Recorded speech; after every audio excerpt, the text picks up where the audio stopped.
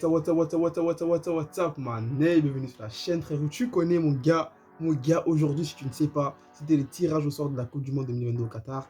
Et je peux te dire que on aura de très beaux matchs lors des phases de poule. On va commencer directement par le groupe A, parce que si tu as raté le tirage, là, je te le dis direct, le groupe A, franchement, on aura Qatar, Pays-Bas, Sénégal, Équateur.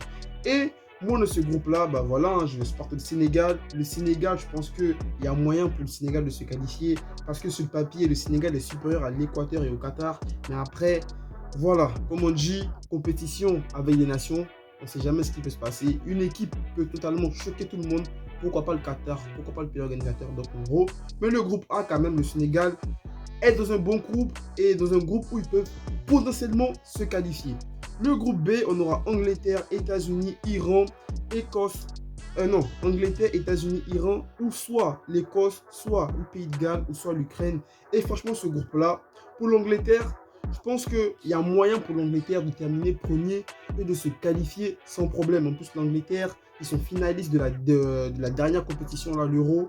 Donc, du coup, je pense que l'Angleterre, quand même, est dans un groupe, on va dire, où ils sont favoris, on va dire. Le groupe C, Argentine, Mexique, Pologne, Arabie Saoudite. Le groupe de Léo Messi, franchement, moi, le match que j'attends le plus de ce groupe-là, c'est Argentine-Mexique, mon gars, parce que franchement, ce type de match-là, en mode latino et tout, c'est vraiment des matchs électriques. Donc, du coup, je pense que Argentine-Mexique, ça va être un très bon match. Et aussi Pologne, voilà, Lewandowski, je pense que quand même dans ce groupe-là, la Pologne quand même peut sortir, soit même peut-être premier ou soit deuxième. Donc du coup, je pense que quand même la Pologne, voilà, a ses chances dans ce groupe, tout comme le Mexique. Ou pourquoi pas aussi l'Arabie Saoudite, parce qu'on ne sait jamais. Le groupe de...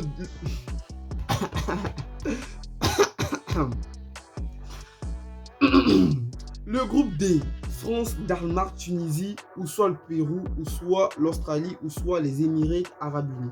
Franchement, le groupe de la France, on va pas se le cacher, la France quand même doit normalement, mais quand je dis normalement, même pas se qualifier, mais la France doit normalement remporter tous ces matchs de cette phase de groupe. La France doit terminer avec 9 points, parce que voilà, hormis le Danemark, je vois pas quelle équipe peut poser de problème à la fin dans ce groupe-là.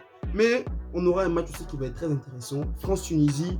J'espère que la Tunisie, voilà, va quand même montrer de très bonnes choses dans ce groupe. Et j'espère qu'au moins dans ce groupe, on aura la France et la Tunisie qui vont se qualifier.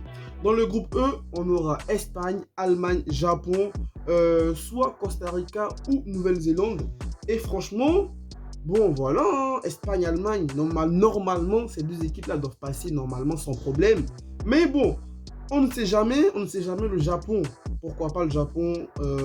Franchement, le Japon, je sais pas si les Japonais ils sont chauds, mais je pense que l'Espagne et l'Allemagne ils doivent faire très attention à ne pas, par exemple, comme l'Allemagne, à ne pas faire un remake de la dernière Coupe du Monde 2018, ou aussi comme l'Espagne, à ne pas, voilà, à hausser le niveau et à proposer de très bonnes choses. En plus, l'Espagne, ils ont vraiment une très jeune équipe, hein, une équipe dans quelques années qui peut devenir la plus grosse équipe d'Europe avec des joueurs qui montent en puissance comme Pedri et tout ça. Donc, Moreau, dans ce groupe-là, je pense que quand même, normalement, si la logique est respectée, l'Espagne et l'Allemagne doivent se qualifier au fait, normalement.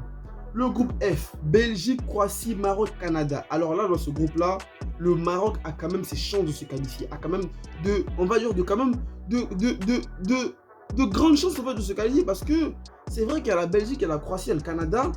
Et même dans ce groupe-là, c'est quand même un groupe, on va dire, équilibré. Hein, parce que, hormis la Belgique, aucune équipe, comme je dis, pour moi, se démarque de ouf, en fait. Parce que le Maroc, quand même, ils ont quand même de très grands joueurs. Hein. En plus, leur attaquant, El Nesri,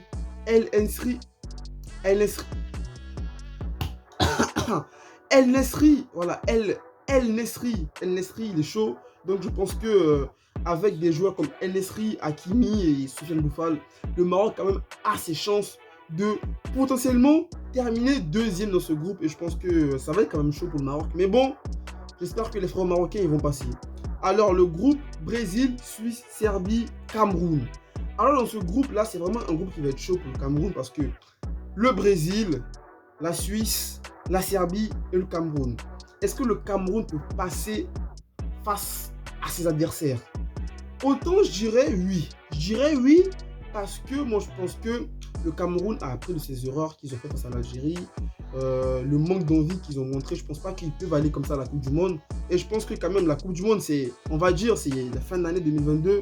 Donc le Cameroun a tout le temps de mieux se préparer et d'arriver, on va dire, mieux armé au Qatar et de nous faire vibrer dans ce groupe.